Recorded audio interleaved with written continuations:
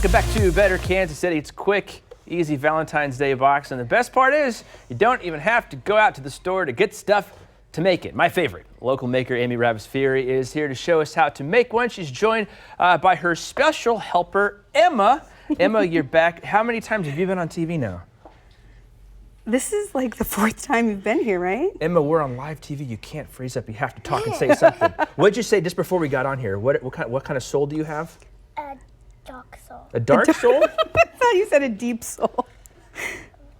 Is that the type of Valentine's Day spirit we need here? She's like, Mom, don't stand too close to me. All right, let's get into the ideas before we we go over the color of Emma's soul. Let's talk about simple themes.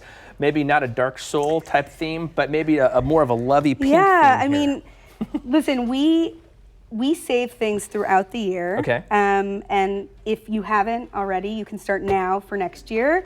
I mean, the shoe boxes that you mentioned every time we buy a pair of shoes. So I have to give props to my friend Julie Burton. She was the one who posted on Facebook saying, I love it when Valentine's Day comes around because it gives me an excuse to go out and buy a new pair of shoes for shoe boxes for the Valentine's Day. The rolls of the vinyl paper for the Cricut machine. I save all of those. You know, like the goldfish box, anything. And then, Emma, tell them about what you made. So, this is a gumball machine. Okay.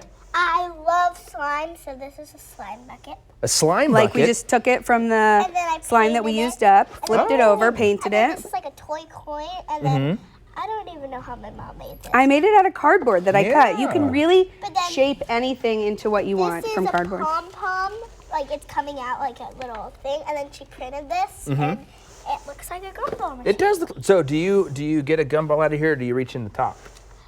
They're gonna put the candy in there, and then we just glued this right here with hot glue so it doesn't come out. Oh, I see. Okay. Well, that's a cool idea. I had a workshop yesterday where kids came over, and I just put all of these materials and more. This is all I could really bring. Yeah. And they really have a vision in their head, and they just go for it. They find, you know, we had owls, we had frogs. What else did people make? A llama, a unicorn. Yeah. And one made a tree. A One tree. made a tree. That's a great idea. Yeah, so with a cardboard box and some tissue paper, you really, like, anything's possible. What a great way to give kids an opportunity to be creative. And again, just with stuff around the home, too. Right. I mean, we're not going out to buy stuff. Like you said, you keep some of this stuff and just repurpose it, and boom, there you go. Right, this is from like that huge thing of pretzels or the animal crackers. Yeah, cheese balls. They're the best, aren't they? That's a and Box it's, Club you know, staple it for really us, is too. in line with the vision of craftivism that I have, that, you know, reusing materials and creating something more beautiful. Where do you guys store a lot of the materials that you've saved? In the basement. In the basement. Yeah, that's the craft zone. And again, you know, people may not have the space, but I feel like it's really beautiful. You know, like even around, we have a lid, we put the lid on. I feel like it's bright and colorful. And, you know, your organizer was showing in the pantry space, you could really just have something you drop it in.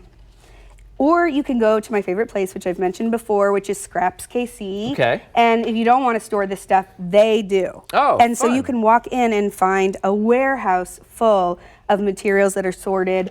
Well, you can take stuff. Yeah. Emma, can you talk about these paintbrushes up here? Oh, yeah. Those are so cool.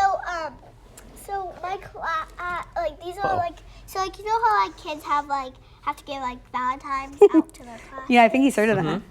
So I've done that a few times myself. I have to give these to my class, and so it says like you'll color my world. Oh. You color my world, and it's like a paintbrush, and it's like you painting, and then like the different color of Starburst is the paint, so it looks cool. It's like. I like that. So you just put that in a bag and then staple it to a little brush. And Right, then put this your was saying super on easy. there. I just printed it on our computer or on our printer and stapled it, and that was that. Can you use different colors, Starburst, Emma? Yes. So we got orange, yellow, pink, and red. What's your favorite color of Starburst? Red. Red? You're not a pink flavor? I don't even know what color pink is or what flavor pink is. Kind of a bubble gum, but like sweetness. All right, Emma. Sweetness. You know, we could have you on for the rest of the show. You just want to host the show with me the rest of the day? We'll see what Belinda says. She'd actually. like that. All right. Thank you guys for being here. Thank all the you fun so much. tips. Happy almost Valentine's Happy Day. almost Valentine's Day. I can't believe it's going to be here so soon. I need to go shopping and make my Valentine's Day boxes. But now we're talking Galentine's.